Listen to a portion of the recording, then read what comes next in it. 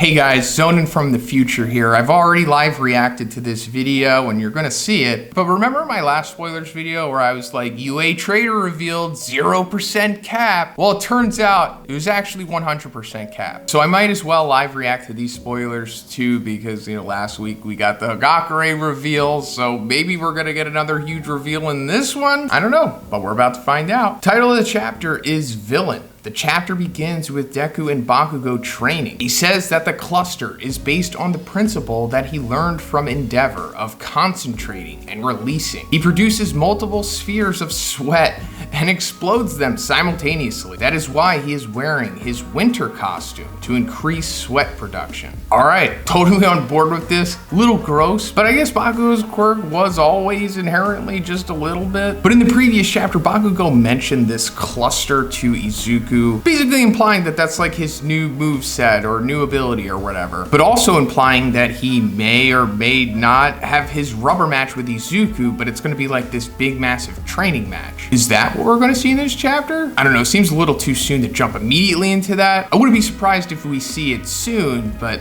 I don't know, right now seems a little too good. Todoroki is also training. He wants to improve the control of the two halves of his body. Kaminari is talking to Mineta, saying that the two enemy generals are weakened. Also, Gigantomachia is still sleeping and has been in prison, so the chances for victory are greater than ever. We see a metal structure being built, supposedly the place where they are holding Machia, so here we go. Since the war ended, I think I've been asking like every other chapter, like, where's Machia? What's going on with him? I mean, we knew he didn't break out of Tartarus or anything because not enough time had passed for him to be placed there, I think. And regardless, we just didn't see him in that chapter, and we haven't heard about him for almost like a year now, I think. But this is for sure Chekhov's Machia, right? I mean, they're building this metal structure just to hold him, and Horikoshi letting us know that this is happening. And coincidentally, we're coming into the final arc of this series, the final battle. So of all the people we're getting an update on right now, it's Machia. Bakugo says that they are way too optimistic and that he has 3 points that prove how difficult it will be. All right, here's Bakugo's theory video. First, they are unlikely to find All for One.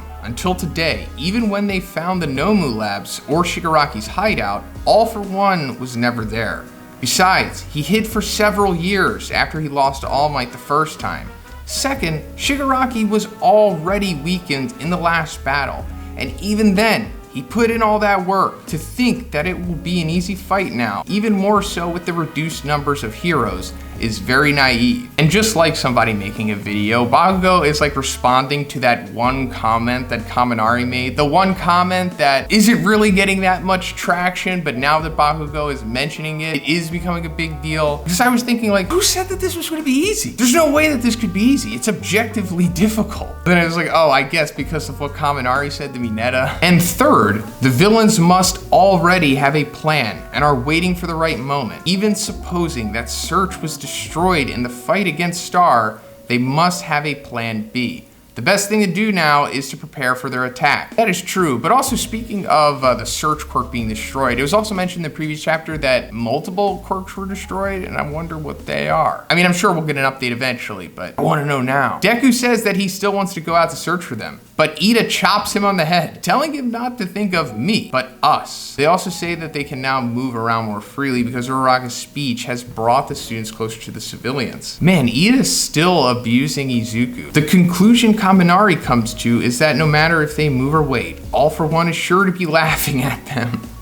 We then see Hagakure in the forest, saying that a certain someone is quite depressed since the end of the war.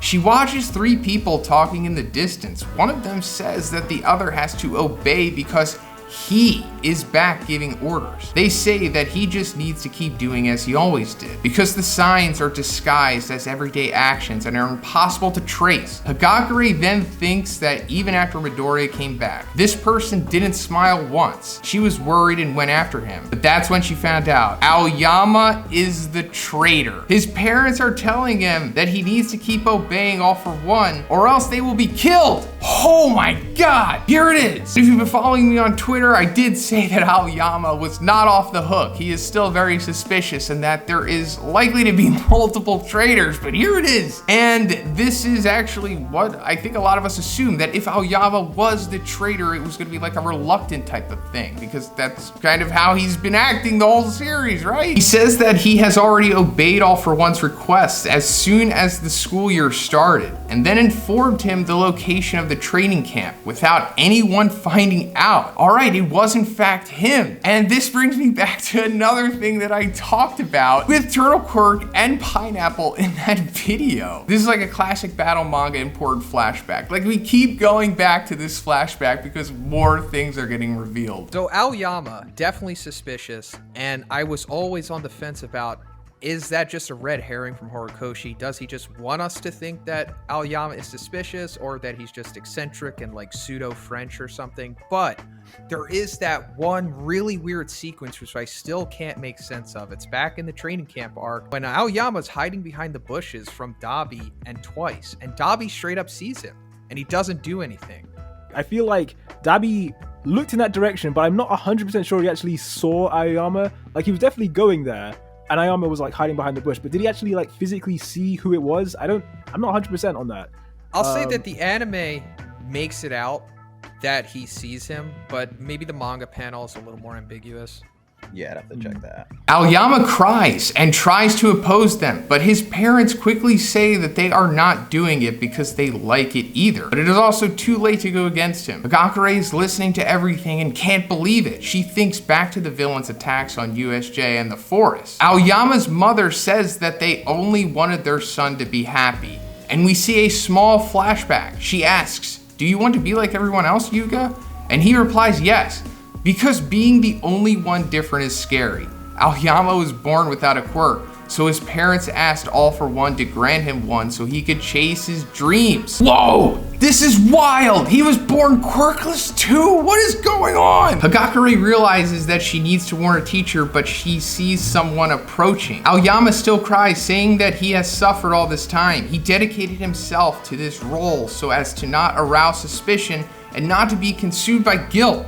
When All For One was arrested in Kamino, he thought he could finally live peacefully with his friends, but he was wrong. His parents apologize, and Aoyama says that he did all this to protect them because he didn't want them to be killed. They then ask him to continue protecting them. But it is at this moment that Deku arrives, brought by Hagakure. He says he heard from Hagakure something about the traitor and asks if it's true, but the parents try to play dumb. Aoyama cries nonstop while looking at Midoriya. He blames himself for being the only one who didn't say anything to him during the rescue. And we see a panel showing his reaction to the letter Deku left when he left UA. Midoriya says that he had gone to the forest to look for him because he realized that something was wrong. Aoyama was the only one who remained sad all this time. It is at this point that he breaks and starts talking, saying that he leaked the location of the camp and USJ. I am a disgusting villain, Midoriya. The last panel is a flashback of the cheeses he left on Deku's balcony. That one chapter which spelled "I know everything." Whoa! I don't even know. I need a second. So it wasn't Hagakure. That was a red herring. Actually, quite a few of you told me that that was a possibility in the last chapter. Like, us seeing Hagakure at the end was kind of just like misleading us. And it turns out that was true. So pat yourself on the back. You guys guessed it correctly. But wow, yeah, it's not Hagakure. It's actually Aoyama. To be honest, I thought it was gonna be both of them, but I didn't think that it was just gonna be Aoyama and not Hagakure. Wow, what a twist. I really like this because Horikoshi is like subverting our expectations, but also at the same time, he's not and giving us what we want. This is wild, and this is a fantastic way to handle this. At least in my opinion, you're kind of catering to everyone with this. I mean, obviously some people are gonna be upset, but I'm thinking that this is gonna mitigate the upsettedness. And I guess this means that there's at least not a willing student traitor, or at least yet. I mean, I'm gonna have to read the full chapter, obviously, but since it's not Hagakure now, and it's Aoyama who doesn't want to be, then maybe he is the only traitor, since it is being confirmed here that he is the USJ and training camp leaker. But now I just don't know, because Horikoshi is really showing us how powerful he is. I mean, obviously he showed us before, but now we're getting into deep lore twist stuff. I'm just so excited for this, and I don't even know if I should just continue to speculate or try to guess what's gonna happen with this whole traitor storyline or whatever, because I kind of just want to see it play out at this point. And if you like the video, guys, please give it a like and please subscribe if you haven't already. Have a great day. I'll see you in the next one.